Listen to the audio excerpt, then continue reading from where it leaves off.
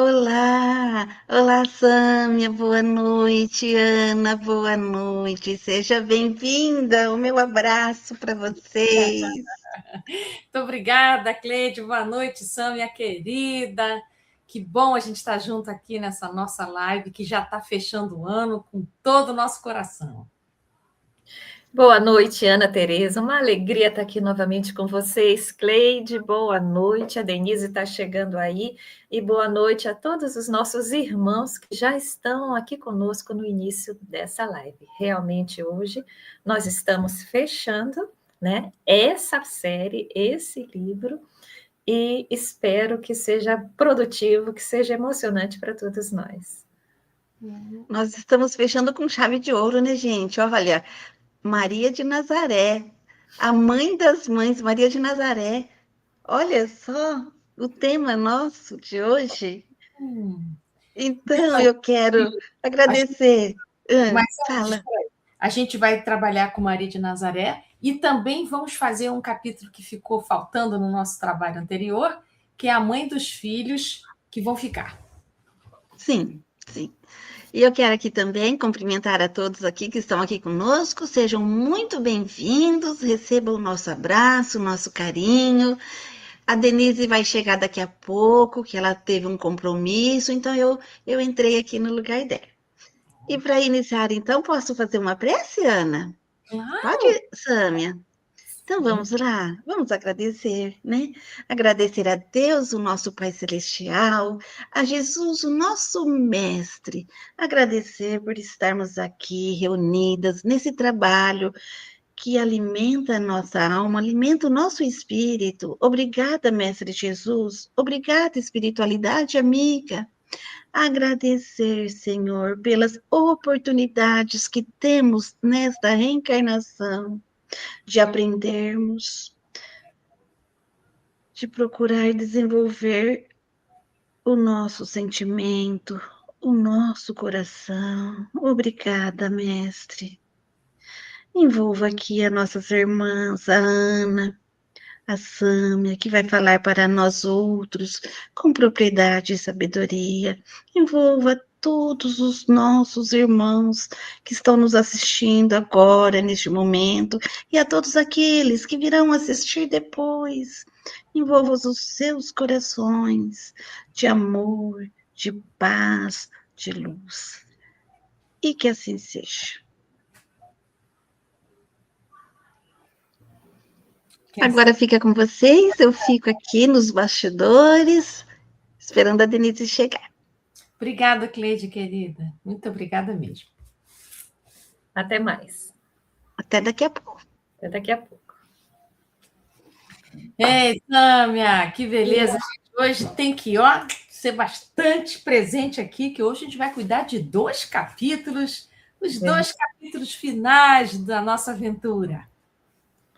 Verdade, Ana. Nós vamos conversar hoje sobre os capítulos 13 e 14 do livro. O capítulo 13 é o nosso último caso, o nosso último desafio como mães, que são as mães que precisam, que descobriram que vão desencarnar e possuem filhos. Né? E também depois fechar com a questão da nossa mãe, a mãe das mães, Maria de Nazaré. Eu vou deixar esse capítulo para você, que você é a nossa Maria de Nazaré. Vamos lá. Bom, antes da gente trabalhar os nossos capítulos de hoje, a gente queria anunciar para vocês o que vai acontecer, o que pensam. Acabou esse nosso encontro assim e cada um vai para um lado? Claro que não. A Cleide convidou a gente aqui da sala virtual Joana de Ângeles para a gente continuar esses nossos encontros. E eu gostaria que vocês estivessem nesses encontros aqui nos acompanhando também, para dar continuidade ao que a gente está trabalhando. Então, para a gente poder dar conta desse ano que vem, que é 2026, nós escolhemos o livro Palavras para a Alma. Ó. Deixa eu botar ele mais pertinho, porque... Isso, agora um lugar bom. Ó. Esse livro que vocês podem encontrar em qualquer livraria virtual, Amazon, ou a Boa Nova Editora, ou na própria editora que publica ele, que é a Candeia, né? Que é, na verdade, a Infinda. Ou pode me pedir pelo Instagram também posso mandar pelo correio para vocês, autografado se quiser, para a gente poder dar continuidade. Esse livro, ele é de temas soltos, assim, ele não é um livro que é igual romance, com continuidade, um capítulo por são capítulos que você pode abrir qualquer um, que você chega lá, que você acompanha o capítulo até o final. São temas cotidianos que eu escolhi para colocar aqui. Então, aqui vocês vão encontrar, olha só, o tipo de assunto que a gente tem aqui. A gente tem aqui, olha, saúde, ansiedade, raiva, alegria, apego, orgulho, afetividade, amor, indiferença, mudanças, talentos, evangelho no lar, finalidades do sofrimento, maternidade, cooperação, culpa, medo, perdão, céu e inferno. Nossos animais, eu também falo sobre os animais, também deixam o seu corpinho por aqui. O silêncio, fala até de Natal e Ano Novo. Então, esse livro ele é de temas livres, mas são temas cotidianos, à luz da doutrina. Então, esses programas também existem, alguns, não todos, mas a grande maioria, em áudios que eu gravei para a Rádio Fraternidade. Então, se você entrar no site, no canal do YouTube da Rádio Fraternidade, você também vai encontrar esses capítulos lá. Mas aqui a gente vai aprofundar, a gente vai conversar, você pode perguntar para poder participar do programa. Sejam todos bem-vindos. Vai começar em janeiro, tá bom? Muito bem. Então, hoje, o capítulo 13 é a mãe dos filhos que vão ficar. Então, olha só, esse livro todo, a gente falou da mãe encarnada, dando conta dos seus desafios maternos com seus filhos por aqui ainda. E eu deixei aqui para o último capítulo, penúltimo capítulo, quando é o contrário. Quando a mãe já terminou suas tarefas aqui na Terra e está voltando para o mundo espiritual. E como é que essa mãe, que se sabe a caminho de volta para o lar espiritual, pode lidar com esse tempo mais encurtado e sabido do seu retorno? E eu me inspirei numa senhora que eu conheci com 70 e poucos anos, que ela veio para o trabalho terapêutico, e eu já acompanhava ela um bom tempo, e de repente ela chegou com uma dor aqui no ombro.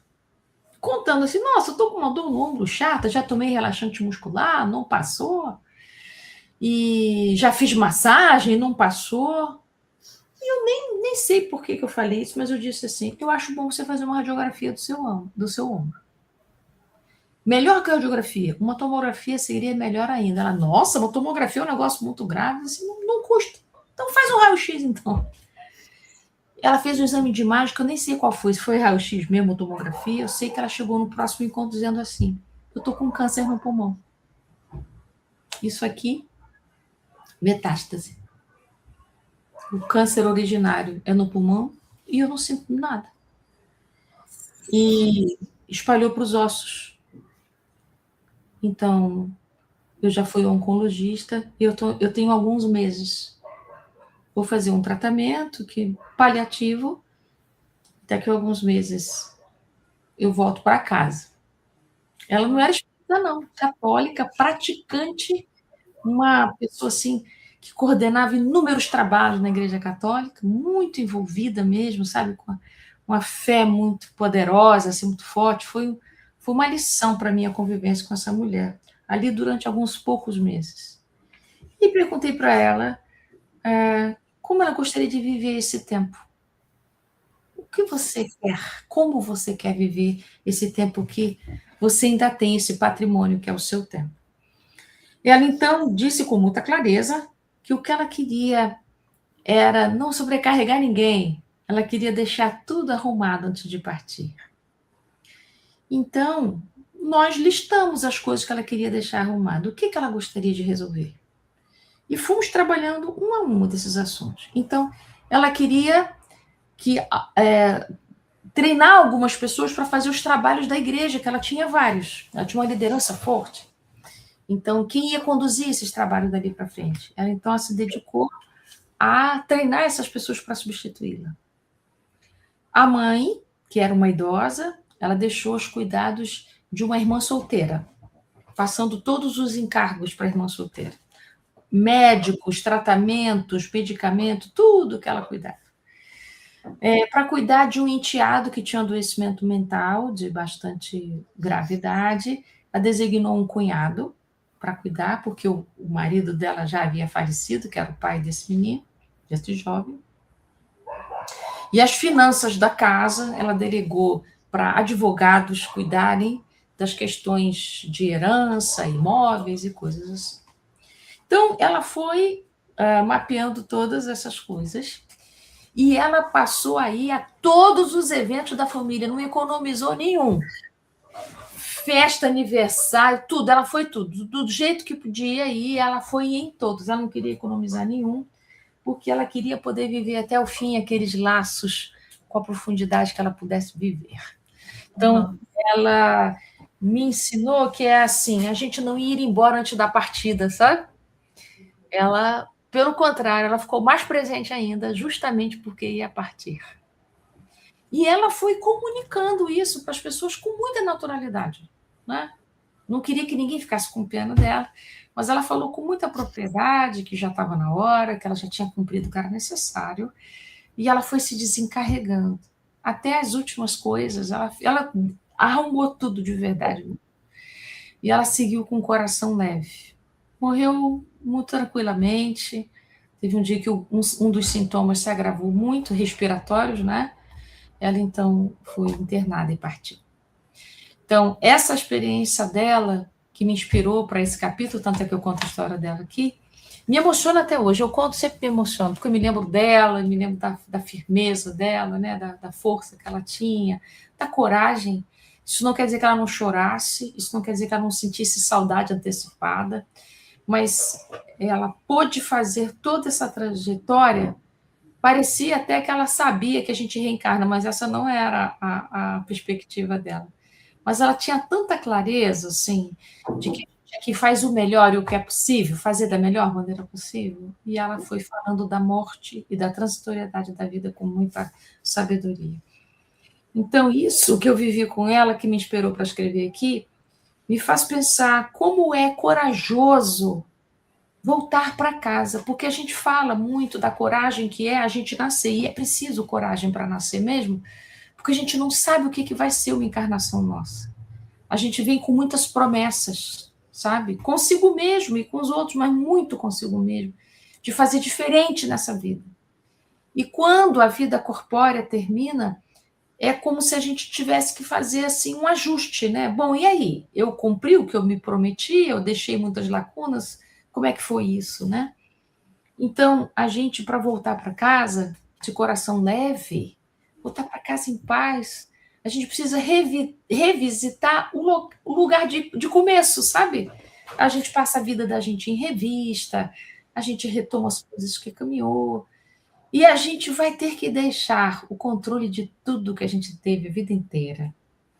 Vai precisar confiar, vai precisar entregar, a gente vai precisar se desapegar, a gente vai precisar aceitar tudo que está vindo, e inclusive acolher o nosso enfraquecimento físico com, acho que assim, com amor, sabe? Sem cobrança, sem exigência, mas com acolhimento, com amor verdadeiro. E aí, é claro, eu não posso me esquecer do relato que a gente tem dos evangelhos, quando Jesus também comunicou que ia partir, né? Na ceia, na última ceia, que ele comunicou que ele ia seguir. Tanto é que os apóstolos dizem assim, como é que a gente vai ficar sem você? Que vai ser da gente sem você aqui? Você que nos guiou até aqui, o que será? Então, assim, é preciso muita sabedoria para saber partir, para saber delegar, para desapegar. Então, todos nós estamos com essa proposta. Alguns sabem que vão partir em termos de data, assim como essa mulher tinha, né? Alguns meses, e realmente ela partiu em alguns meses, não prolongou muito mais. Mas a maioria de nós parte sem saber, né? A maioria de nós, assim, parte de repente, parte sem se programar, parte sem planejar. E acho que Kardec foi muito sábio no livro Céu e Inferno, nos dando notícia do que nos acontece do lado de lá, para a gente viver melhor aqui. E eu acho que a gente pode, talvez, não programar, não planejar tanto assim, como essa senhora que eu conheci, mas a gente pode se preparar melhor para partir. A maneira como a gente vive a vida aqui determina a maneira como a gente vai viver do lado de lá. Então, como a gente vive aqui, a nossa partida, é um dos maiores legados que a gente pode dar para os nossos filhos. Como é que a gente atravessa a morte? Como a gente atravessa os nossos lutos? Como a gente atravessa as nossas doenças? Isso é a verdadeira educação, sabe? Que a gente deixa para os filhos. O modo como a gente viveu nossa vida e os nossos desafios também. E é isso. Nossa, Ana, esse capítulo ele fala de um dos maiores medos de uma mãe, que é o famoso morrer e deixar os filhos, né? Morrer e não deixar os filhos criados, mesmo porque a gente sempre acha que o nosso filho ainda não está totalmente criado, né? Nunca está bom, nunca está bom. Alguma coisa, né? Então, a gente fica com um apego, com um medo, com aquela sensação de que nós somos imprescindíveis e essenciais na vida dele. Então, essa história que está no livro, e aqui você detalhou com mais riquezas até, mostra a grandiosidade dessa mulher. Porque a primeira coisa que ela conseguiu fazer foi aceitar e se desapegar. E o desapegar não é deixar de amar, é pensar, eu amo todos vocês, minha família, mas vocês vão seguir o caminho de vocês, eu vou seguir o meu caminho, porque ela tinha essa fé de que ela vai seguir um novo caminho, ou vai voltar, como ela dizia, né? Ou vai voltar.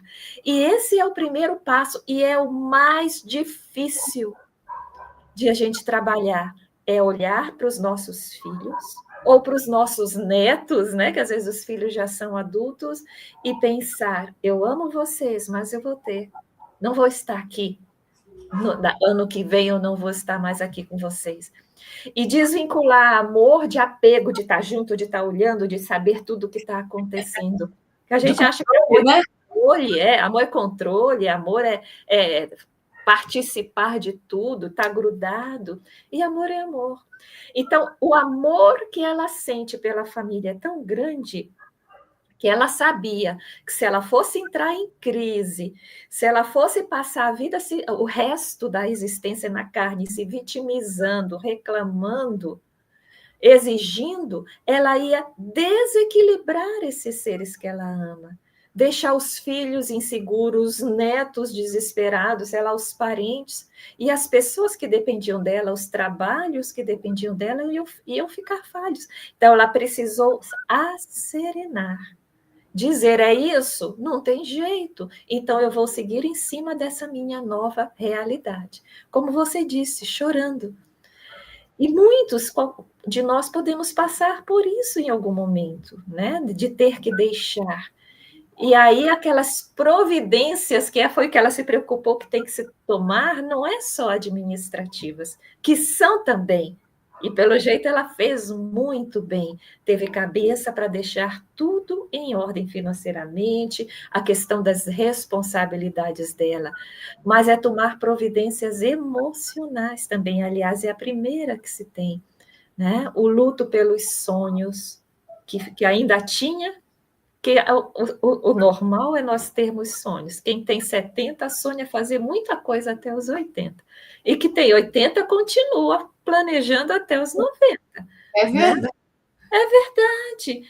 Então, ela é um luto pelo neto que ela não vai ver crescer, pela viagem que ela programou, pelas coisas que ela sonhava para as atividades em que ela era voluntária e que ela não vai participar. Né?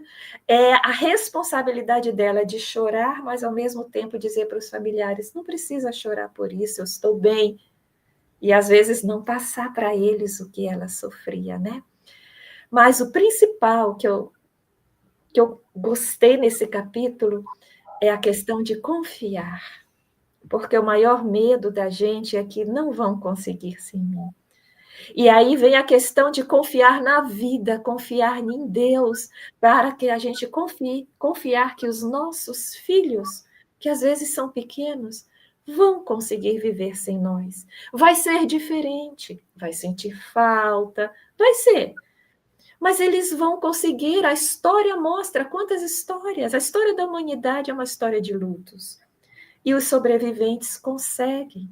E os nossos filhos não vão ser exceção.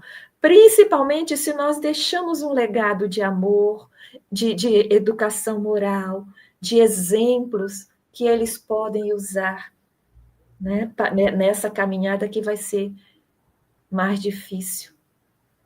Confiar que eles vão passar por desafios e que a gente acha, meu Deus, se acontecer alguma coisa, que eles vão fazer, porque eles vão crescer, sabe? É igual o cachorrinho quando desmama, que quando a gente vê, já está se desenvolvendo, não acredito que já está desse tamanho.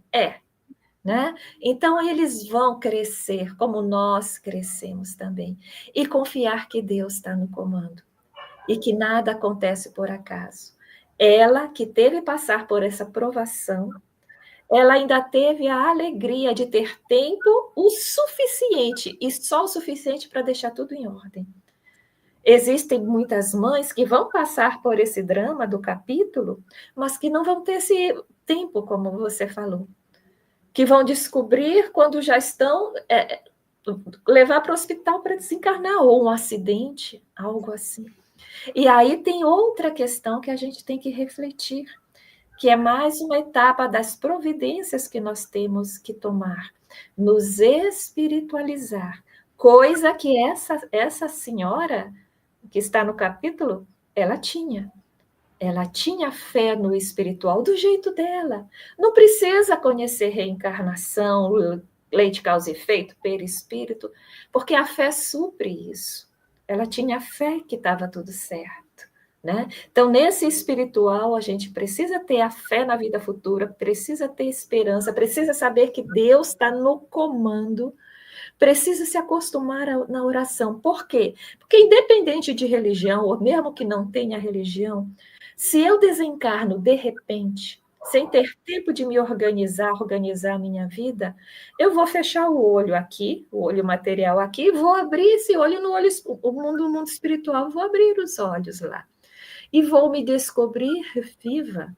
Então, se nesse momento eu tenho fé, eu tenho um preparo, uma fé firme, não é aquela fé decorada, né? Uma fé firme, eu vou ter lucidez para lembrar dos meus e saber que, assim como Deus me acolheu no mundo espiritual, está acolhendo eles, que é o que acontece.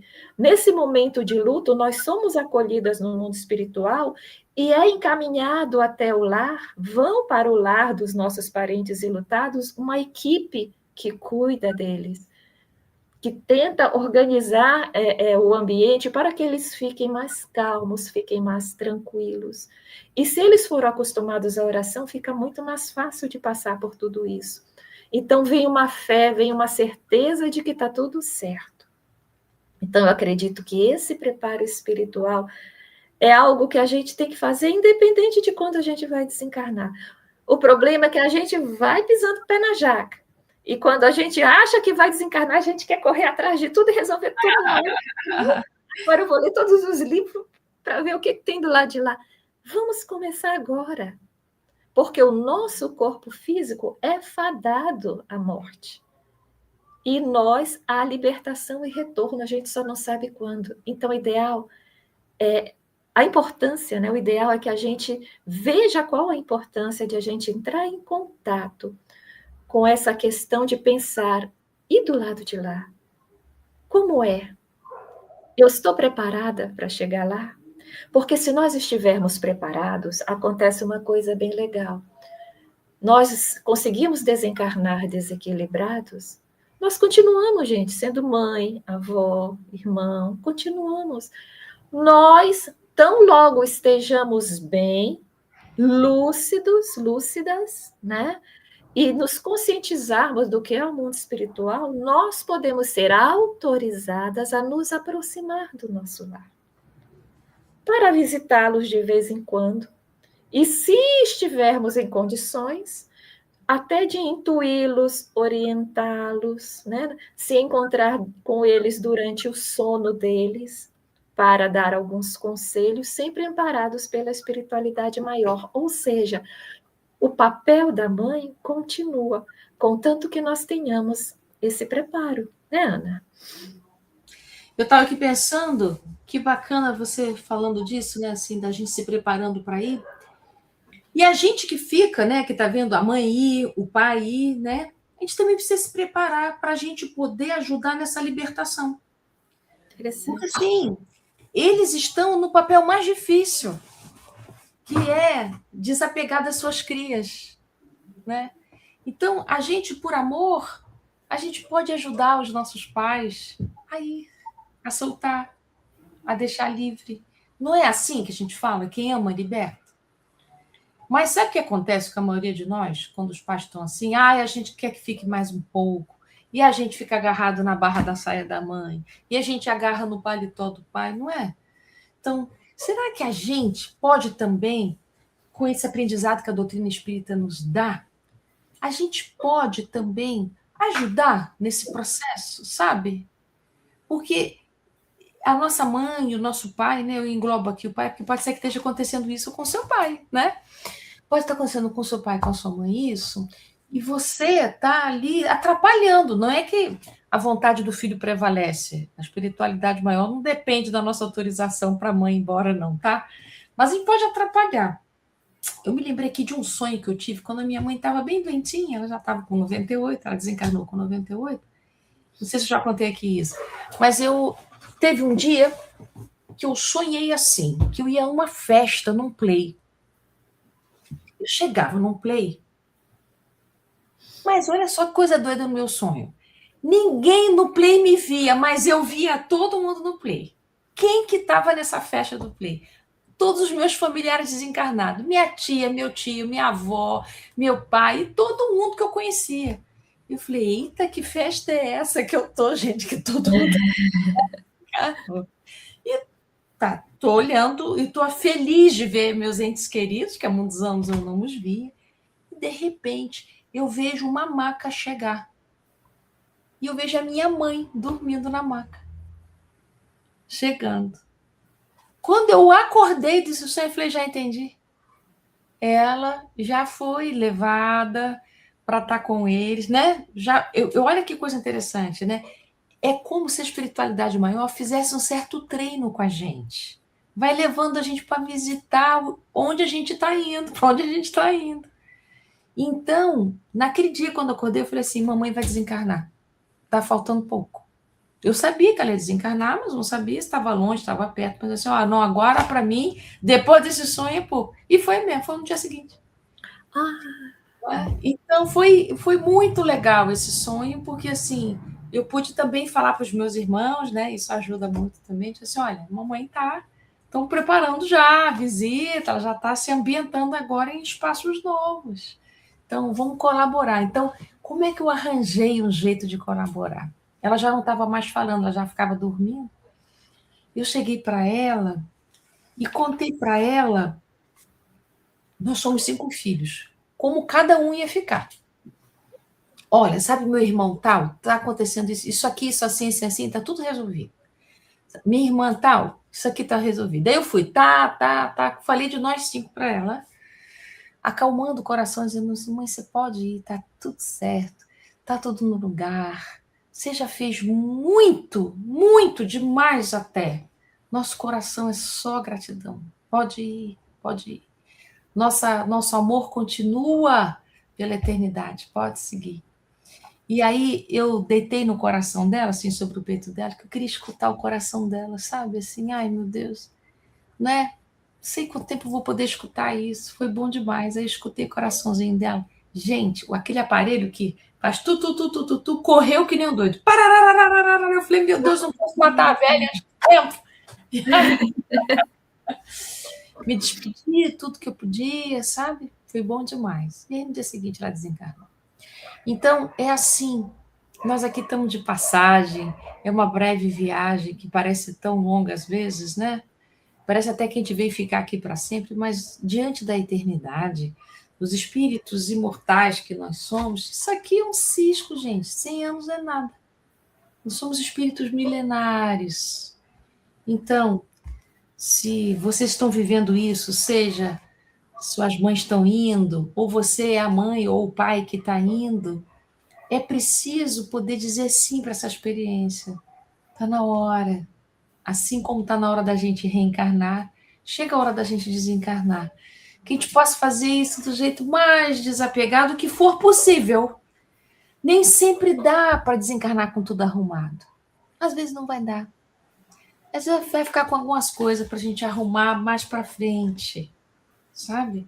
Algumas coisas vai dar para a gente arrumar, outras não. Então, desejo que vocês possam arrumar o melhor que der, né? E confiar. Eu gostei da Sâmia ter pego isso. É realmente confiança que a gente precisa ter.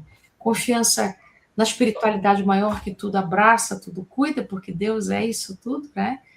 Confiar na gente, confiar no que a gente fez durante a vida, confiar na potência que os nossos filhos têm, de fazer a vidinha deles como dá para eles, não é como a gente gostaria que fosse. Como dá para esses espíritos viver e a gente soltar, porque confiar tem a ver com soltar, né? É isso. Então, vamos seguir para o capítulo seguinte? Sim, e é muito importante a gente seguir, porque nós passamos, né, nesses capítulos, desses 13 capítulos, conversando sobre as nossas dores, de diversas formas, os nossos desafios tão variados, né, e que foram colocados nesses últimos capítulos, nessas lives. E nós imaginamos que, por exemplo, almas mais iluminadas não passam por desafio nenhum. E se a gente for olhar Maria, mãe de Jesus, ela também passou por desafios. Evidentemente, todos nós, né, pais, mães, que estamos agora nessa live, se cada um pensar no seu desafio, são diferentes. Não são iguais, e não é isso que nós estamos falando. Ninguém passou pelos 13 capítulos, né? Não foi isso, mas cada um tem sua área de desafios para trabalhar, para crescer. E com Maria não foi diferente. Não que ela precisasse crescer com esses desafios, mas ela vem por amor. Ela vem num planejamento junto com Jesus, assim como um grupo de outros espíritos iluminados que renasceram naquela época, outros ficaram no mundo espiritual também trabalhando por aquela proposta, né, que Jesus traria. E Maria veio, né, e foi através dela que ele encarnou realmente na Terra. E ela passou por muitos desafios. E desafios que, se a gente conhecer a história dela, são muito difíceis naquela época de grande preconceito. Ah, mas se a Maria passou por desafios, eu passei também, qual é a diferença de mim para ela? Qual que é a diferença? É a maneira de passar por esse desafio. Como é que está o meu coração enquanto eu passo nesse desafio? Como é que está a minha fé, a minha esperança, quando eu passo por esse desafio? E aí a Maria se distancia de nós, porque ela consegue passar por desafios muito sérios, e ela consegue enfrentar todos esses desafios com serenidade e extrema. Evidentemente, ela é o exemplo que está bem aqui. Mas se a gente está aqui, a gente fizer só isso aqui, com o exemplo dela, já nos ajuda a nos acalmar e ter mais força. Então, a gente observa que Maria, desde o início, quando ela era uma adolescente, que veio aquele anjo, né? O anjo chega lá e diz: minha filha, você vai conceber um filho, e esse filho é Jesus. E ela, o que ela responde? Ah, Senhor, eu não conheci homem algum. E, claro, ela pensou logo: vou já ser apedrejada se eu for pega grávida, né? Porque naquela época era apedrejada. E ele começa a conversar naquele diálogo da anunciação para que ela não tivesse medo, né? Porque seria fruto da vontade divina, e começa a explicar para ela. Deu todo o recadinho dele e ficou lá parado. Ele não foi embora porque estava faltando uma coisa. Estava faltando ela dizer o sim. E ela, segundo o Divaldo Franco, ela deveria ter de 16 para 17 anos. Quando eu digo segundo Divaldo, é segundo Joana de Ângeles, que os inspirava e que ela foi a Joana de Cusa, né? E conheceu Maria. Então, quando Divaldo fala, a gente presta atenção nas histórias do Evangelho, porque a mulher estava por lá. Então, segundo ele, ela teria de 16 para 17 anos nessa época, tá? E ela diz o sim muito tranquilamente. Eis aqui a serva do Senhor. Então, essa tranquilidade, nesse movimento, ela se diferencia de nós. Que quantas vezes nós, nesse atual momento, em que ninguém vai ser apedrejada se a gente é pega numa gravidez, nós mesmos criamos tantos problemas e começamos, às vezes, por medo a rejeitar aquela gravidez. Ela tinha problemas reais, a vida dela estava em jogo. E ela confiou em Deus. Se Deus me mandou essa criança, Ele sabe o que faz. E eu estou na situação de serva de Deus. Então, esse diferencial começa aí. Saber que o que nos acontece, como nessa questão, né, a gente tem que ter a fé para nos conduzir. Mas ela então recebe, Jesus nasce, e ela passa a ser aquela mãe amorosa, com seus receios, porque ele era uma criança diferenciada, como nos diz Humberto de Campos, e ela conhecia o mundo daquela época como era, não iria aceitá-lo facilmente, receava por ele. Ela se mostrou mãe, era o coração de mãe trabalhando ali. E ela conduziu com tranquilidade num lar amoroso, segundo ela, segundo lembranças dela, registradas também por Humberto de Campos, que ela se lembrava do lar simples e feliz da infância de Jesus. Então, ela se faz serva, ela se faz mãe. E esse Jesus criança cresce, como os nossos filhos crescem, e ela se mostra também discípula de Jesus. Porque Jesus vem ensinar uma proposta de vida. E ela é a pessoa que, com tranquilidade, desde sempre, vive essa proposta de vida.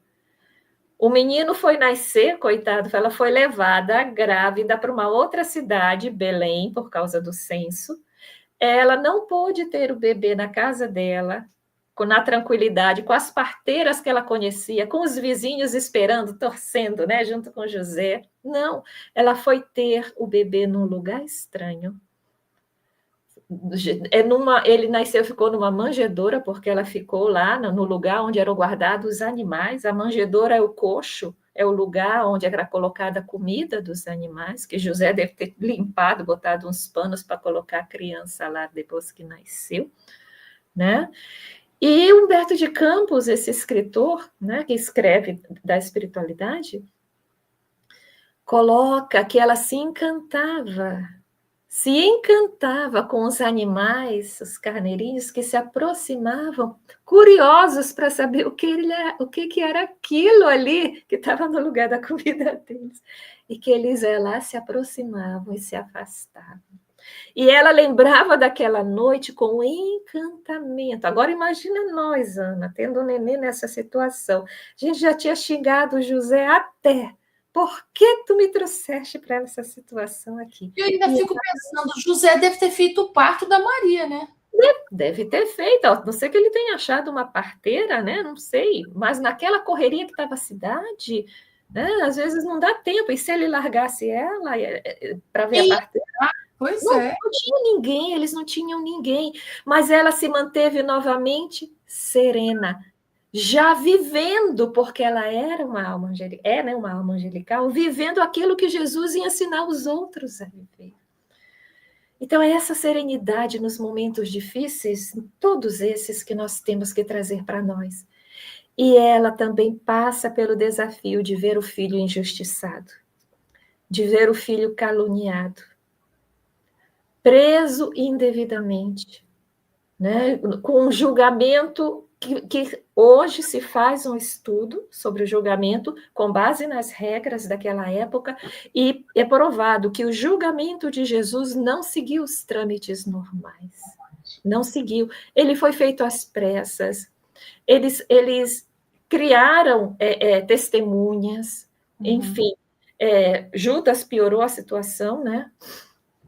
Mas ele foi feito fora do normal para que pudessem condená-lo, criaram um processo e levaram para que Roma pudesse dar a pena capital, porque os judeus eram proibidos de dar a pena capital. Como os romanos dominavam aquela região, eles tiraram alguns poderes dos judeus, e a pena capital teria sido tirada.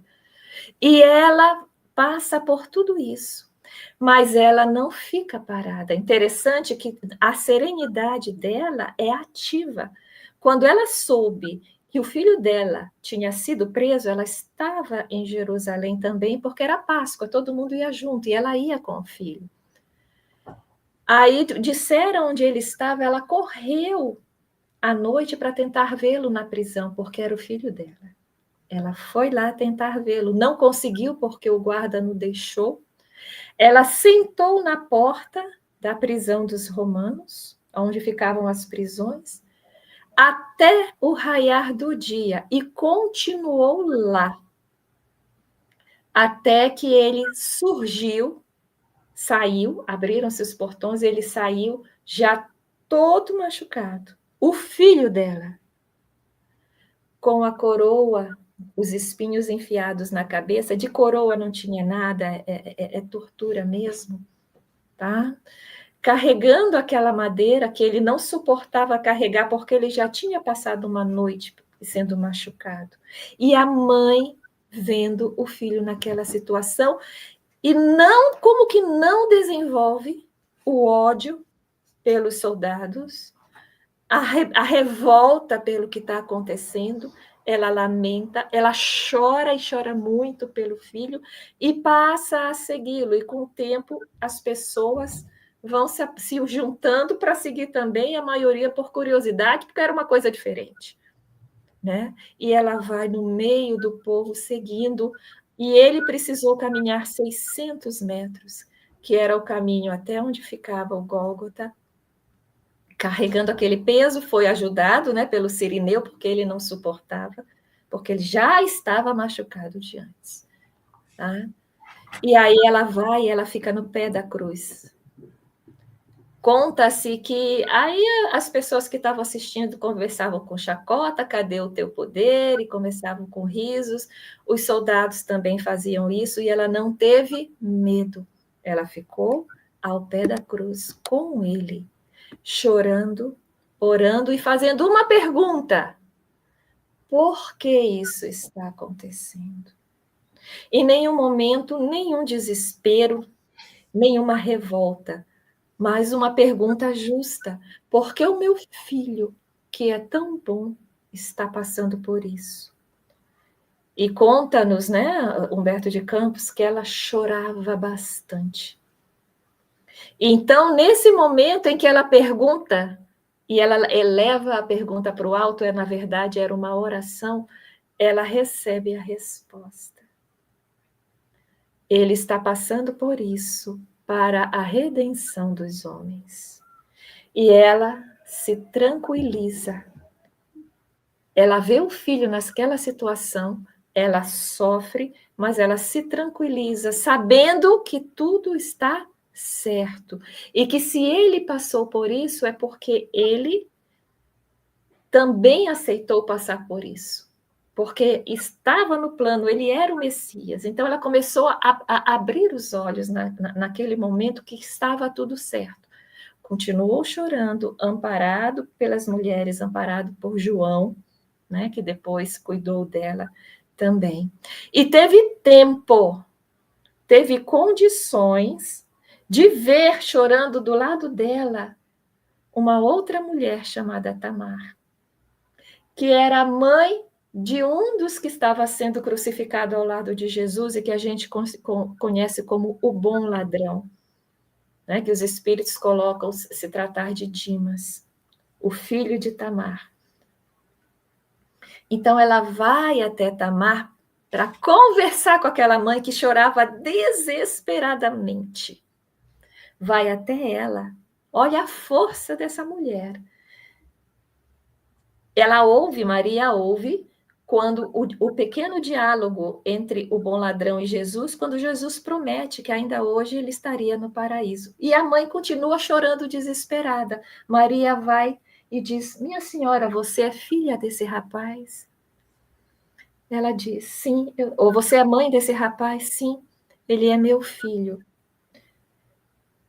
Então não chore, acredite, se o meu filho disse para o seu filho que ainda hoje ele estará no paraíso, livre e bem, é verdade, acredite nele, porque o meu filho é o filho de Deus. Veja a grandeza de Maria. Então, nesse momento, ela passou a ser Maria mártir, porque o mártir é aquele que sofre com honra.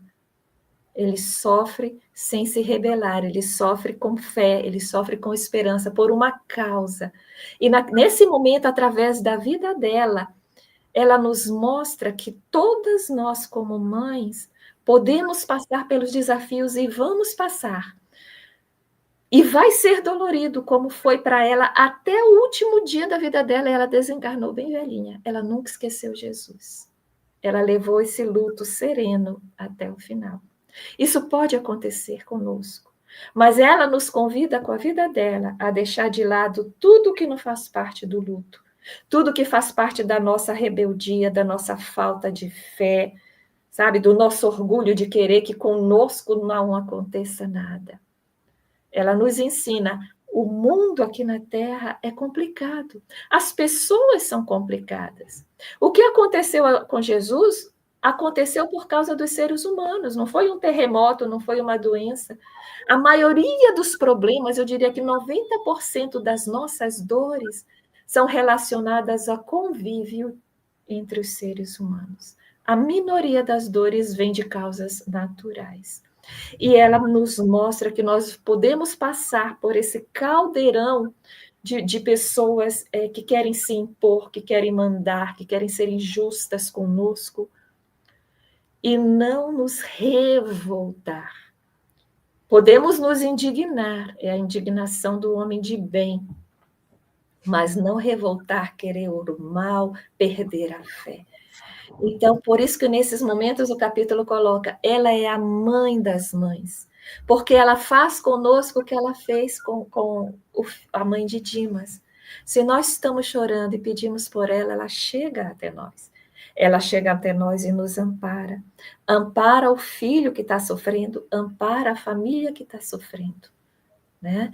Para nos trazer serenidade. Dificilmente ela vai, porque a gente quer que ela chegue para fazer um milagre, né, e resolver tudinho. Não, mas o maior milagre que ela faz é aquele que a gente não consegue, é trazer para dentro de nós essa serenidade de enfrentar aquilo e dizer o que ela dizia quando era velhinha e que as pessoas diziam: Maria, o que eu faço com tantos problemas? Eu não sei mais como resolver. Ela não resolvia os problemas. As pessoas procuravam Maria já idosa, já morando em Éfeso com João, porque ela sabia ouvir, abraçar e entender os problemas. E ela disse, isso também vai passar. Que é daí que veio a história, né? Que ela diria para o Chico depois também. Isso também vai passar. Porque apenas o que fica para sempre nos nossos corações é o reino de Deus. Ou seja, o que não for do reino de Deus, passa. O que é que ela quis dizer com o reino de Deus? É o amor, é a alegria, é o perdão, né? É a paz, é a fé. Essas coisas que são coisas, nas nossas virtudes, eu conquisto e fica para sempre. Mas a minha indecisão, a minha falta de fé, a minha depressão, Isso não é reino de Deus. Isso é o que a gente chama de sombras, né? Os meus vícios, Explicações, aquela coisa toda. Isso é provisório. A minha doença física é provisória. Ela é um processo que eu tenho que passar hoje, mas não terei que passar amanhã, enquanto espírito imortal. Esses dramas de todos esses capítulos são provisórios. Eles são um processo de reeducação para eu poder me abrir para construir o reino de Deus em mim. Quando eu construir o reino de Deus, aceitar a proposta de conduta, de vida que o Cristo nos trouxe, eu não vou precisar mais desses processos educativos, porque eu já me eduquei enquanto espírito mortal. E ela tinha essa lucidez de entender. Se é de Deus, não passa. Mas tudo que não for de Deus vai passar. Então, se alguém vem aqui com um drama, vai passar. Olha a fé dessa mulher. Se a gente se inspirar um pouquinho nela, a gente também consegue passar por isso. Tão bonito você contando a história da Maria que eu não queria parar de ouvir. Mas queria acrescentar pouquinha coisa assim, que me ocorreu quando você foi falando e que eu coloquei aqui nesse capítulo, que é assim, a Maria tem uma sabedoria inacreditável, né? Assim, não é à toa que ela é chamada de Santíssima. Amada, né? Amada, Santíssima. Isso não tem nada a ver com palavras católicas, não é no sentido de Santa Maria, não é nisso. A pureza, a clareza, a serenidade era algo sem igual. Quando Jesus é crucificado, Maria deve ter uns 50 anos de idade, né? Se ela tinha 17 quando ele nasceu, né? Mas 33, ela tinha uns 50, muito jovem, né? Passando por uma experiência tão dolorosa. Mas me ocorre uma coisa aqui. Ela decidiu estar perto de Jesus, porque não tinha nenhuma obrigatoriedade legal para ela estar lá. Ela quis. Então, ela passa essa noite lá na porta da prisão, ela segue os passos dele até ele chegar no Gólgota, ela fica ali aos pés da cruz até o final. Então, o que eu quero dizer é que, assim, ela é um exemplo máximo disso, mas cada uma de nós, enquanto mãe, a gente pode escolher essa distância, essa aproximação entre nós e a experiência de nossos filhos. Então, é uma decisão, não é uma obrigação legal, mas é uma decisão. Nós podemos estar de corpo presente no sofrimento de um filho nosso e a nossa alma está completamente distante. Podemos estar distantes fisicamente por alguma razão, ou a gente desencarnou antes, o filho está aqui, sei lá, tanta coisa acontece, mas a nossa alma pode estar perto. Ali Maria estava com o corpo e a alma junto, né? Então, a Maria pode ser uma referência para nós. Quantas vezes os nossos filhos escolhem caminhos tão complicados, caminhos tão tortuosos, caminhos tão desviados do que a gente gostaria, do que a gente considera que seja saudável. Mas o quanto perto eu posso estar? O quanto perto, eu digo, da minha alma. Porque quando a gente está experienciando isso, filhos escolhendo caminhos complexos, a gente tem vontade de ficar longe. Porque parece que ficar perto é concordar. E não é isso. Ficar perto é amar. Então, mas só eu sei o quanto eu aguento ficar perto. E o quanto é útil, né, essa minha proximidade. Eu preciso medir isso. Então, às vezes, a gente precisa escolher ficar longe fisicamente para que o filho possa dar seu jeito na vidinha deles, mas o meu coração está pertinho. Então, a gente vai aprendendo, sabe, nas encarnações consecutivas, aprendendo essa proximidade e essa distância de acordo com as necessidades dos nossos filhos e as nossas possibilidades. Então, Maria, para mim, é uma referência da proximidade máxima, em que o corpo e a alma estavam juntos, desde o início, quando ela diz, eis aqui a serva do Senhor, ela lhe disse o quanto próximo ela podia estar. Ela tá, tô inteira aqui, tô junto. Então, isso é, para mim, uma referência do amor mais elevado que a gente pode conhecer. Então, assim, a gente não é Maria, né, gente? Mas a gente olha para ela e pensa, isso é uma referência boa para mim.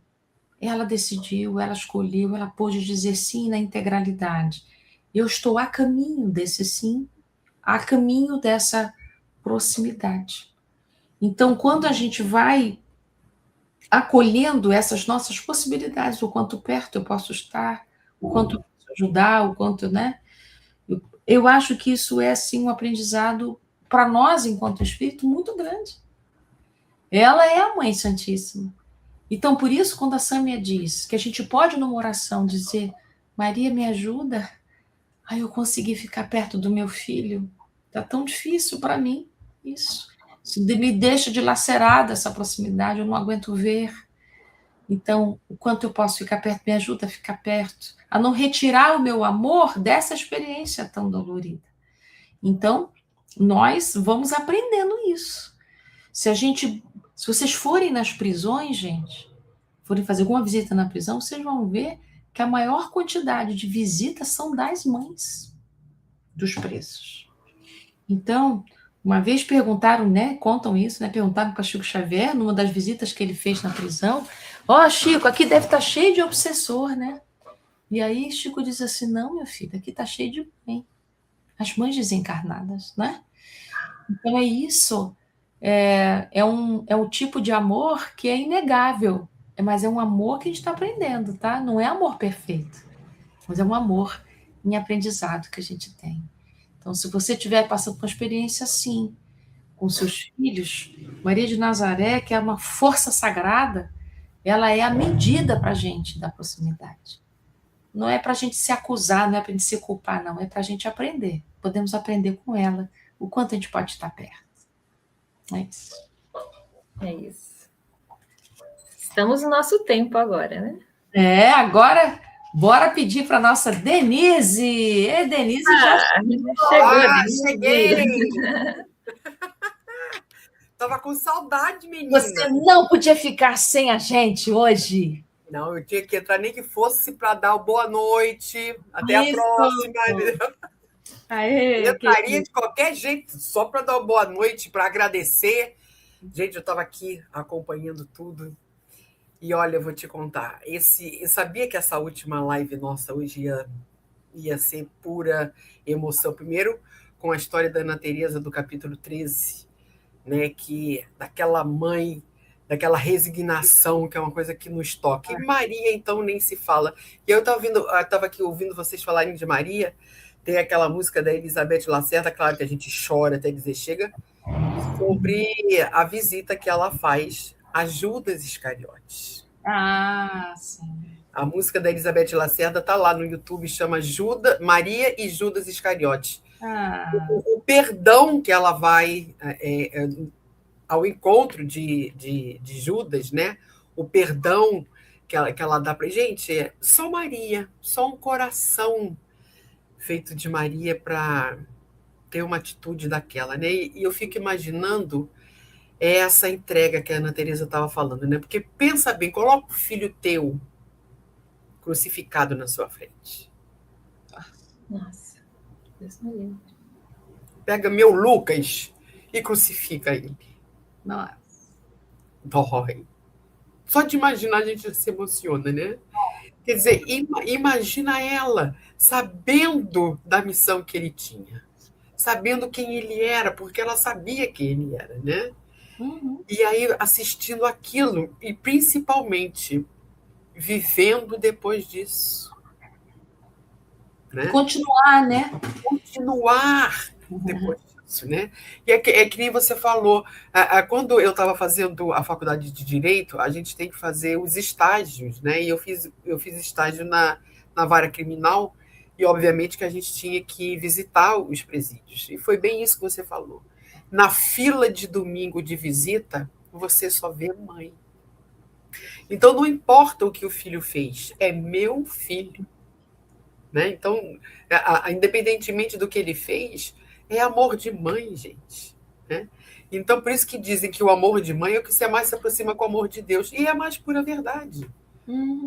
É a mais pura verdade. De Maria, então, nem se fala, né?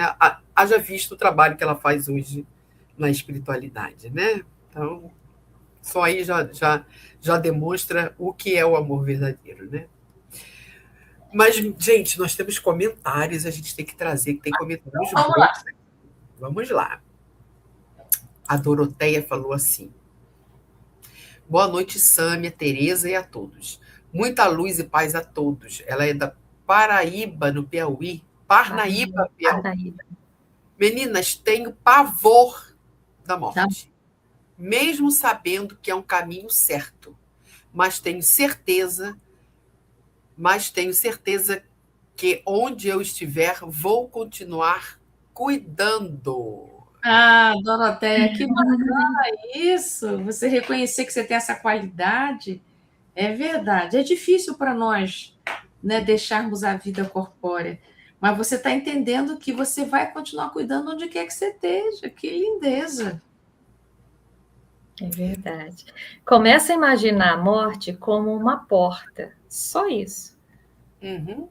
A morte é só uma porta que você abre e passa, porque a morte é o quê? É você deixar o corpo físico, mas continuar dando mais um passo. Se você dá mais um passo, onde é que eu estou? Estou de volta para casa.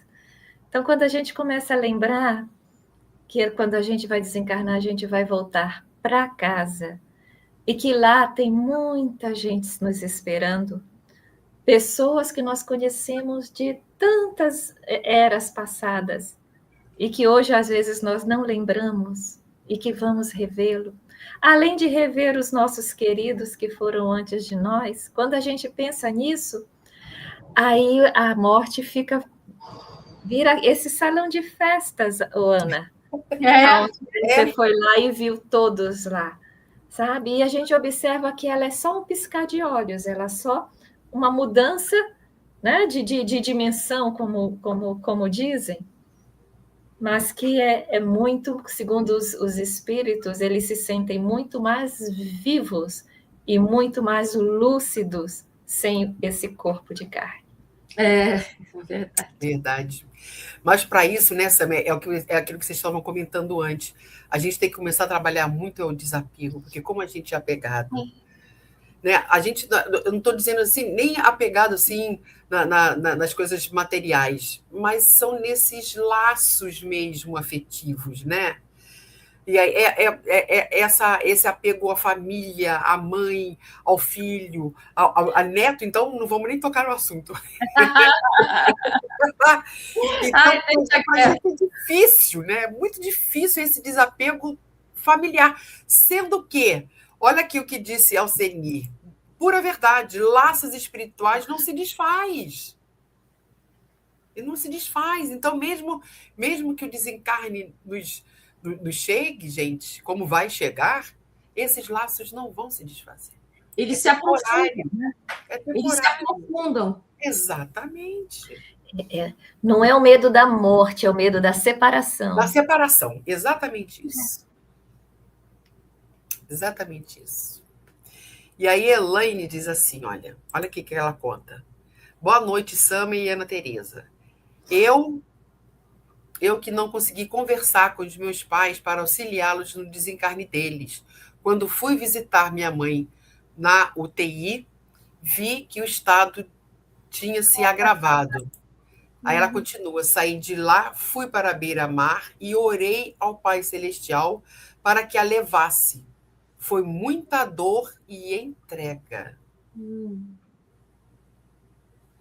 Você fez um caminho bacana, né? Foi para a beira-mar, fez uma oração. Seus pais receberam o necessário. Que maravilhoso. E é nessas horas que a gente acha que não, mas muitas vezes esse nosso apego impede da mãe ir, né? Porque atrapalha esse desligamento, porque assim como a gente tem apego, a mãe da gente também tem. Então, se você, foi aquilo que a Ana Teresa estava contando, se você não libera, né, aí fica até mais fácil esse desenlace da vida corpórea, né? Porque o apego, gente, é dos dois lados, né? Nossa, nossa. Verdade. E aí tem aqui a Valéria. Que o tipo de obsessão mais difícil a gente curar são as obsessões que têm muita afinidade. Muita afinidade, exatamente, onde tem esses laços fortes. Aquelas obsessões que tem, que é de vingança, que é de ódio, essa a gente parece que é uma beleza. Mas as obsessões que são por afinidade, tanto o obsediado quanto o obsessor tem uma afinidade mútua, é muito mais difícil o tratamento. Então, apego é isso, né?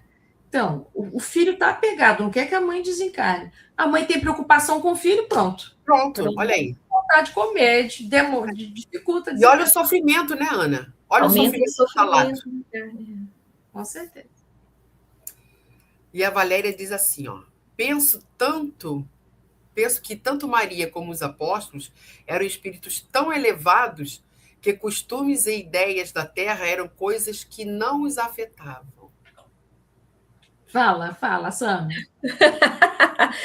Olha, com certeza, Jesus, quando escolheu os apóstolos, escolheu por conta do potencial que eles tinham, mas eles ainda não estavam prontos. Né? Porque a gente vê umas historinhas dessa turma, tanto que um deles não conseguiu e o que traiu Jesus, né? Que é o nosso Judas. Mas todos eles traziam seus dramas, né? O João, que depois ele entregou a própria mãe para que ele cuidasse, era considerado o trovão, o filho do trovão. Ó, ele não devia ser muito manso para ser considerado o filho do trovão, né? Pedro, ele é Simeão. Simão virou Pedro porque ele era uma rocha, entendeu? Então, assim, eles tinham, né, as suas dificuldades. E Jesus, a gente observa que ele tanto conversava com a multidão, de uma maneira mais geral, as parábolas, e depois ele puxava os mais próximos e diz, agora venham cá que a gente vai falar. O que eu não posso dizer para eles, que eles não entenderiam. E ele está sempre ensinando, preparando. O que ele faz durante esse tempo dele, de messianato, de boa nova, além de pregar, é preparar, como um pai que prepara os filhos. Que foi o que a Ana falou no início. Ele preparou desde o início os valores que vocês têm que desenvolver. Por que ele dizia, Pedro, você vai me negar 3 vezes? Ele não dizia porque você vai me negar assim, ele dizia, você tem grande chance de me negar. Uhum. E eu estou te falando isso para que você se vigie e não negue. Porque eu vou ser preso de qualquer jeito. Eu vou para a cruz. Mas você não precisa passar por isso. Então, quando ele alerta Pedro, quando ele diz para Judas, né, ele diz, um de vocês vai me trair. Por que ele diz isso? Judas estava lá. Para que Judas dissesse, meu Deus, eu estou traindo Jesus, eu não posso fazer isso.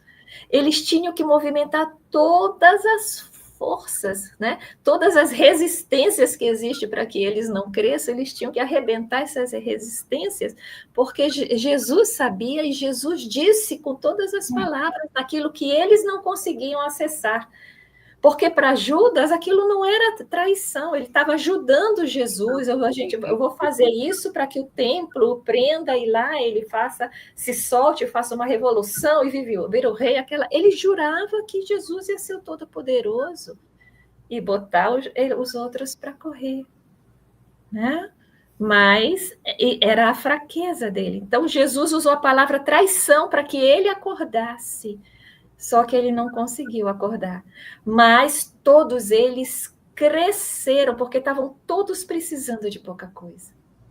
Todos eles, realmente, a pessoa que falou, eles cresceram naquela encarnação de uma maneira fenomenal. E realmente se tornaram almas nobres, iluminadas, que seguem trabalhando até hoje. Assim como Paulo de Tarso, o apóstolo que não conheceu, que não conviveu, aliás, com Jesus, né? Que perseguia, levava para a morte os cristãos e deu uma virada, aquelas viradas imensas. Ele estava preso àquele orgulho por um fiozinho que se quebrou quando Jesus apareceu na estrada de Damasco para ele. Agora, Maria, ela tem um diferencial. Maria, se você for olhar, ela tem o mesmo estágio ela não se altera. Como os apóstolos, de vez em quando, se alterava igual criança, né? Ela nunca precisou de puxão de orelha, ela estava sempre naquele estágio de fé, de serenidade, diante de tudo o que acontecia. Né?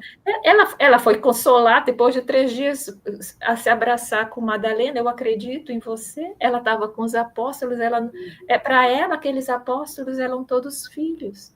Por isso ela foi visitar Judas, que ela perdoou, não ficou com raiva porque traiu o filho. Você é meu filho também. Então ela é outro patamar. Não, e é engraçado, Samir, no livro Boa Nova, a gente vê, né, como tem uns capítulos que eu não sei qual, mas é ali nos primeiros capítulos, que mostra que é uma conversa dela com Isabel, da preocupação que ela tinha com Jesus, mas aquela coisa de mãe. Não era coisa enquanto de mãe. nada. Não, era aquela preocupação de mãe que a gente tem. Era com mãe, filho, era né? mãe.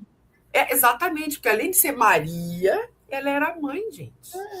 Então, naquela conversa, eu adoro aquele diálogo que ela tem com Isabel, que era mãe de João Batista. E aquele diálogo ali é maravilhoso, porque aquilo é a gente. É a gente conversando com a irmã, com uma prima, que também é mãe. As preocupações são as mesmas. É impressionante aquilo, né? Lindo, lindo.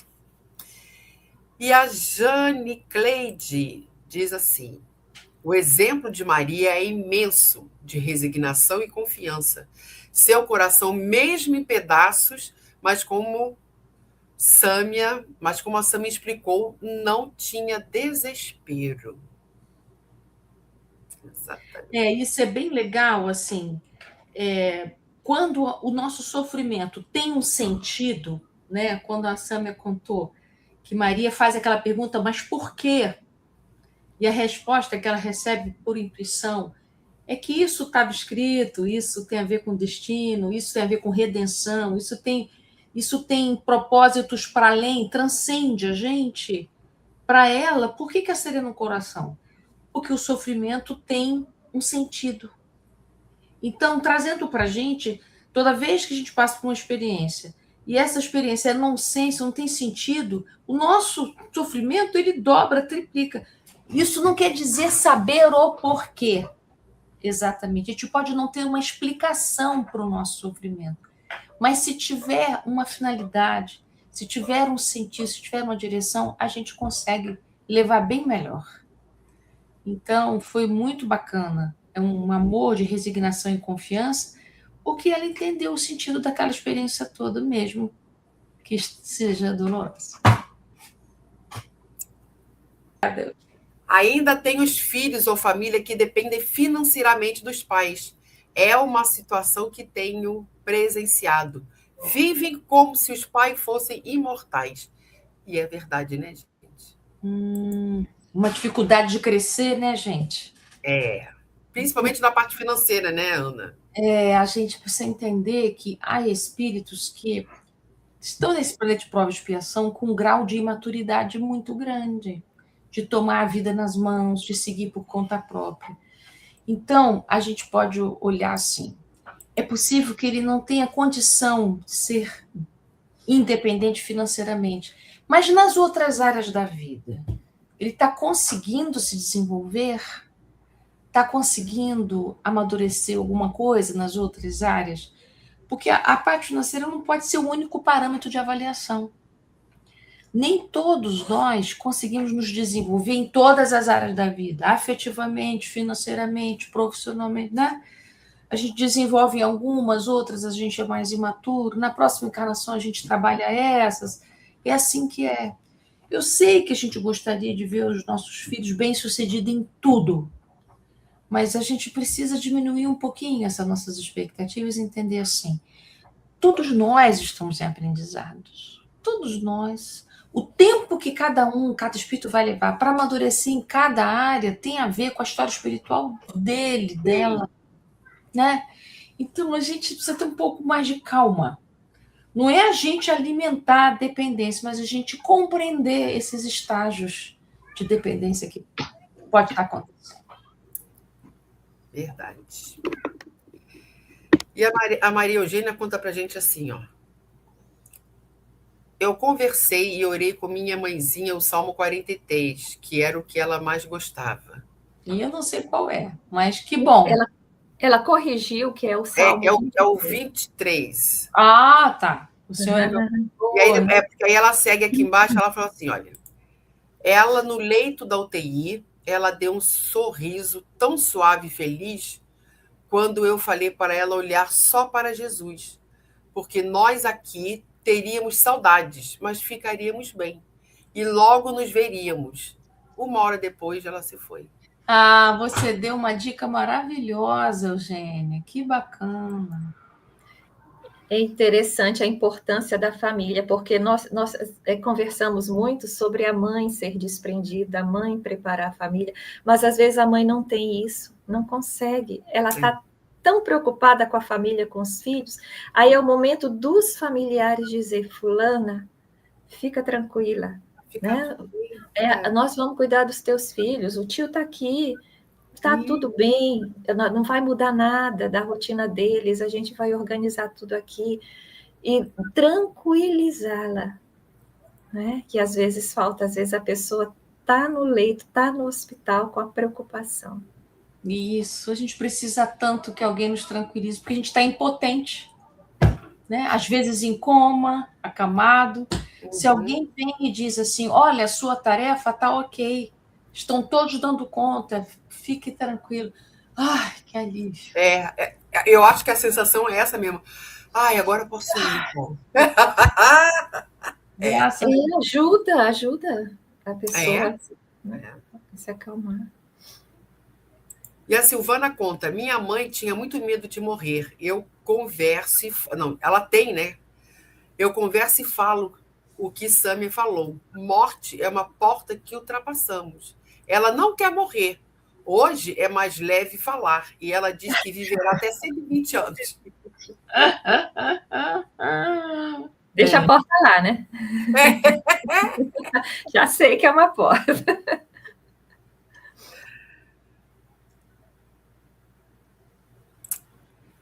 Paula diz assim, boa noite. Ana, estou passando por uma dor neste momento em minha vida. E suas palavras sobre dor estão me ajudando muito. Ah, se não fosse isso, não estaria conseguindo. Gratidão. Então, dor é um aprendizado para a gente, né? A gente tem essa perspectiva espiritual da dor como caminho de transformação e de mudança. Então, estamos juntos, você não está sozinha, não, nós estamos juntos. E a Elaine diz, Sâmia, por favor, você pode falar um pouco mais sobre a redenção de Jesus em favor da humanidade? Ouço muito de pessoas que não são espíritas dizerem que ele veio para pagar nossos pecados. É um equívoco nosso achar que Jesus iria ser crucificado e aí a gente zerava a conta, né? Ele teria que ter vindo já mais centenas de vezes para zerar de novo as nossas contas. Não é isso, né? Quando a gente diz que ele estava passando por tudo isso para a redenção da humanidade, é para que nós aprendêssemos a lição que ele está tentando nos passar. E o processo de crucificação fez parte disso. Prestem atenção, ele precisou ser crucificado de uma maneira pública. Ele dizia que ele seria elevado, seria crucificado, né? Depois ele seria levado, seria sacrificado, enfim. Depois que se soube que ser levado era a cruz, né? Que era colocada lá para que todos vissem. Todos estavam lá testemunhando, o pessoal do templo, que queria a morte dele, os soldados judeus estavam lá, porque eles tinham que atestar que Jesus realmente morreu. A população de curiosos e porque os apóstolos, aqueles que não eram perfeitos, à exceção do evangelista, o resto tudo se escondeu, não ficaram no local, e Jesus estava lá. Tente observar o que Jesus ensinou na cruz. Cada diálogo dele sofrendo de dor. De vez em quando eu digo, como é que o homem conseguia falar? Por mais que eram frases pequenas, naquele estado em que ele estava crucificado. E a frase que ele falou pouco antes da cruz: Pai, perdoa, perdoa os que eles não sabem o que fazem. Essa frase ecoou 2000 anos e chegou até nós. Se Jesus, depois de tudo que ele passou, perdoou os próprios algozes, a população, a turba, todos, quem somos nós para não perdoar? Então, quando se fala em redenção, é para que nós vejamos o exemplo dele. Ele passou, ele poderia, como muitos outros profetas que apareceram, simplesmente aparecer, pregar tudinho, a lição, tem que perdoar, tem que amar, e não exemplificar. Então, Jesus, para exemplificar, ele teve que ser vítima, ele foi vítima daquela sociedade. Né? Ele foi vítima daquele poder. Ele se sacrificou, sabia que isso ia acontecer, porque está nas profecias de séculos atrás, mas ele sabia que ele tinha que mostrar que é possível. E Maria fez o mesmo. Ela se sacrificou, ela passou por todo o processo de luto para nos dizer, tá vendo? Dá para passar, dói muito, mas a gente não pode perder a fé. E o principal, quando ele desencarnou, 3 dias depois, o que foi que aconteceu? Ele foi encontrado, né? Porque as pessoas chamam de ressuscitado. Mas o que ele fez ali naquele processo de aparecer, né, de se materializar enquanto espírito imortal? Ele mostrou para todos o seguinte: está vendo como eu estava dizendo a verdade? Está vendo como a vida é para sempre? Tanto que os apóstolos medrosos, ele foi aparecer lá onde os apóstolos estavam, hospedados em Jerusalém, depois do 3º dia. E foi naquele momento que virou a chave para os apóstolos, porque os apóstolos ainda estavam há 3 dias escondidos lá, porque eles disseram, se prenderam o chefe, vão prender a gente, é melhor a gente não sair na rua.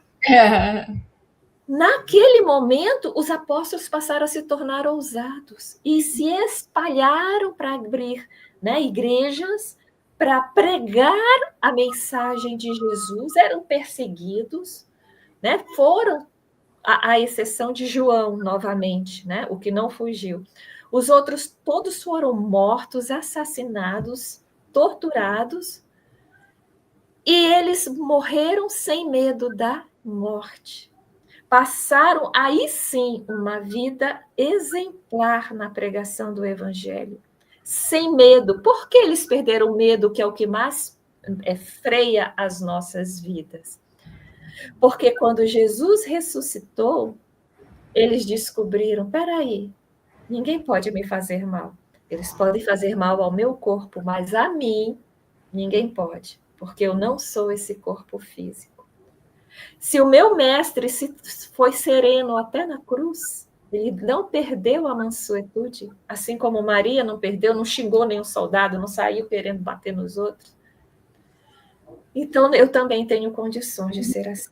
Então, nesse processo, se a gente olhar a vida do Cristo como um todo, a cruz foi necessária também, para que a gente visse o pior da injustiça e da dor que naquele século foi feita com ele e com muitos outros que eram perseguidos porque pensavam daquele modo como Jesus foi perseguido pela maneira que pensava, e trazer para as nossas vidas, para que hoje, em havendo perseguição, nós também não odiemos. Nós também nos mantenhamos serenos e inspirados em Jesus, esperançosos de que Deus continua no comando. Mas olha só o que a Maria Eugênia fala. Denise, vou arrumar uma toalhinha para acompanhar a Bem-vinda ao clube, Maria Eugênia. E eu vou te falar uma coisa, minha amiga. Você não viu nada ainda. Te prepara, porque agora dá tempo de você correr lá e pegar uma toalhinha. Porque vamos hoje para a música e a poesia da Sânia. Dá uma olhada, Maria Eugênia.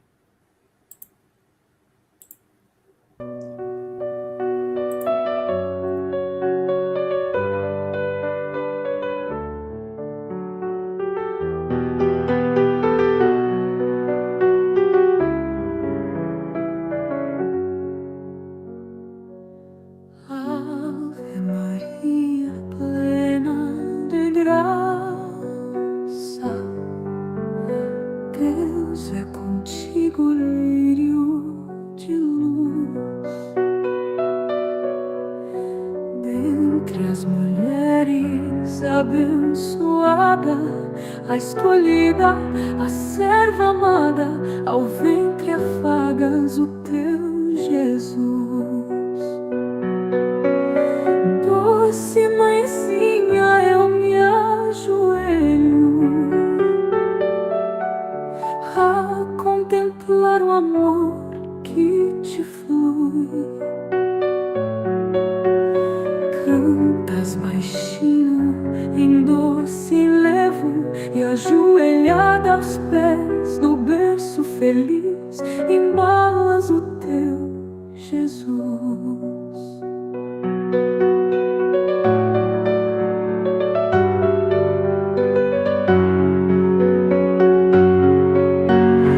Flor de candura, chegou a hora. O mundo clama por nova luz. Tu silencias o amor que chora. Tu te despedes, já rente a porta eterna, abraças o teu Jesus. Este em enlevo, ouvindo, filho, o nosso Cristo cantar amor. Teus olhos brilham, leve sorriso, tua alma o vela com teu carinho, e teus pés o seguem por onde for. Marte serena, rosa ferida, dor que pranteia ao pé da cruz.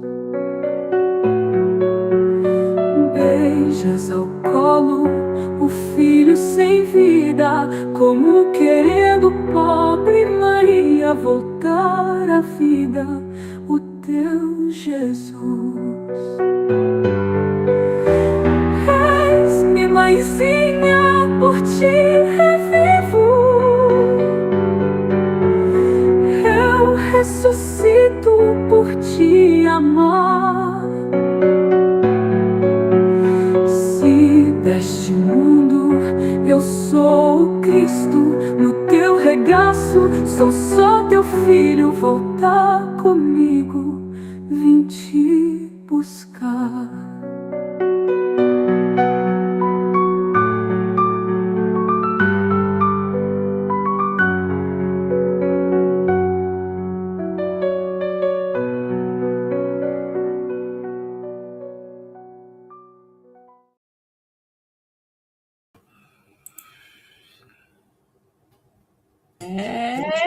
Gente, Meu Deus do céu. tá bom. Aí diz a Maria Eugênia, uma mega toalha. A É, Marcela faz a Tá toalhinha. difícil. Como, gente? Que é isso? Coisa mais Aqui, linda. ó. A Maria Eugênia. Aí. Peguei uma banhão. Aquela toalha grande pra caramba. Aquela de Natal também, da live ontem de Moisés a Kardec. Gente, aquela também como. Impossível não chorar, Maria Eugênia. Impossível. Meu Deus, que coisa linda, né? Que amor, né? Fala de Maria, mexe com o coração da gente, que é de desidratar, Dolores. Exatamente, é de desidratar. Ai, gente, mas ó, Sâmia, tá desligado o microfone. Maria está muito presente na vida de todos nós, tá? Ela é vista, há registro nos livros, tá? Da doutrina espírita, ela é vista, ela aparece trabalhando aqui na Terra, gente, ela trabalha mesmo.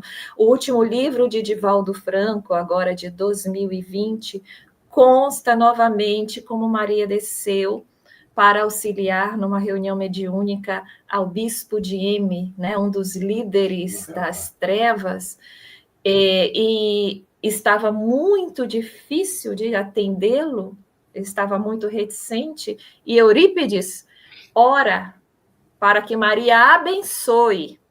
Ele devia pedir, desce aqui, né? Abençoa Maria. E uma luz se forma como se fosse um túnel, e ela surge, e ela aparece na mediúnica, que era feita no mundo espiritual, e vai até a entidade que já estava se transformando perispiritualmente, né? E o chama de meu filho. Chama para ele, meu filho, o que fizeste com as almas que te foram confiadas? E começa um diálogo com ele, até que ela consegue fazer com que ele vá, que seja atendido, né, pela mãe que passa a conduzi-lo. A mãe de muitos séculos atrás. Então, ela está atuante no nosso orbe, ela está muito próxima de nós. Eu conto isso aqui para que a gente não veja Maria como algo vaporoso, ela é real. Ela tem uma falange de almas que trabalham em nome delas, atendendo no planeta em várias almas caídas, né? Não apenas suicidas, mas às vezes aquelas pessoas caídas no crime e que ela pede para Jesus mais uma chance para essas almas, muitas vezes para os nossos filhos. Ai, meu Deus do céu, como é que a gente termina uma live desse jeito, gente? Pelo amor de Deus. Mas o que acalenta o nosso coração no momento desse, que a gente já está se despedindo dessa série maravilhosa, o que acalenta é que a gente vai voltar, né, gente? Eis que 2026 nós estaremos de volta. Vamos, quer ver? Olha aqui a surpresa. Vamos passar uma surpresinha. Olha aqui, gente, o que vai acontecer em 2026. Se preparem.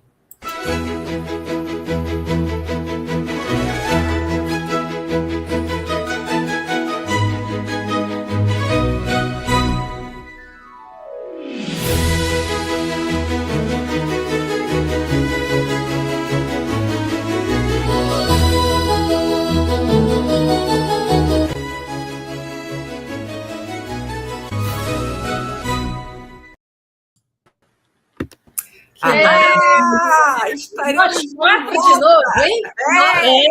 Olha, eu e Ana, você e Joana de Ângeles. Ana, você viu quem está fazendo dobradinha com você? Na categoria da pessoa. Que maravilha! Olha, 2026 para fazer um negócio desse. Que maravilhoso. Mas, gente, 2026 estaremos de volta agora com o estudo da obra, também da Ana Teresa, Palavras para a Alma, se preparem. A gente já tem a data? Seria 21 de janeiro, então? Isso. 21 de janeiro, já marquem no calendário de 2026, exatamente daqui quase um mês, né? Daqui a 30 dias. Isso, vai passar Natal, Ano Novo e pá, chegou. Eis que surge a gente com Palavras para a Alma. Tragam toalhinha, eu sempre aconselho, que aqui só funciona na toalhinha. E aí a gente inicia 2026 também com essa série que vai dar o que falar e vai mexer, obviamente, com o nosso coração e nossa alma, então nem se fala, né? Porque cada série dessa a gente sai com uma alma muito mais elevada. Gente, eu quero terminar aqui agradecendo a vocês duas pela oportunidade. E essa semana, eu li uma frase que eu até tomei nota. Eu tenho que falar essa frase, porque eu acho que resume bem o que foi essa série. Mãe. A frase dizia assim: a mulher é a porta do céu para a terra. E nós realmente somos a porta do céu para a terra, porque é através do nosso ventre que a reencarnação acontece.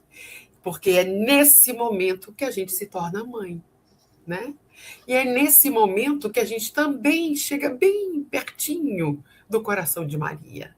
Porque cada mãe que nasce, Maria abençoa.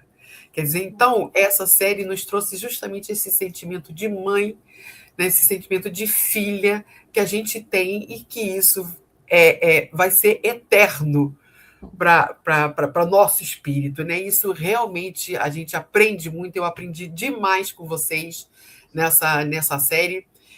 Me vi muitas vezes me analisando como filha, como mãe, como avó, então nem se fala, porque foi uma reflexão profunda que eu tive que fazer.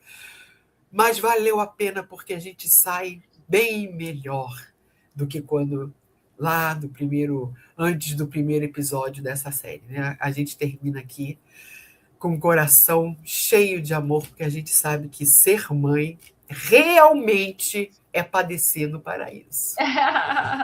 Eu agradeço a vocês duas. Obrigado, Denise, por nos acompanhar, nos assessorar, nos estimular. Você tem um jeito muito especial de conduzir lives, com a sua emoção, com a sua criatividade, com o seu entusiasmo. Assim, é muito bom ver sua paixão por isso.